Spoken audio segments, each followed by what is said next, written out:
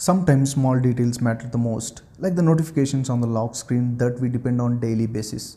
Sometimes missing those things will irritate you big time.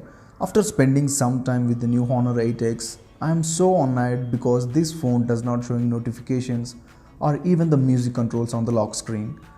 If you want to change the track, you have to unlock the phone. That is the only way you can access the music controls or the notifications. That is ridiculous. So I decided to dig the settings to find which causing the issue.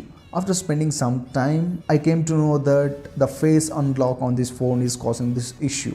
So I disabled the face unlock, then the notifications start to appear on the lock screen, even the music controls as well. But face unlock on this phone is really good. It is very fast, so I want to use the face unlock as well as I want to see the notifications on my phone. I open the settings again, looking for the settings which can help me. Finally, I found out that a toggle in the face unlock settings causing this issue. So after rolling your face, open the face unlock settings and there is a settings called smart unlock. Please disable that. After disabling that, your notifications or music controls will start to appear on your lock screen. This is a very small issue, but when you are unlocking the phone hundreds of times per day, this will be very irritating.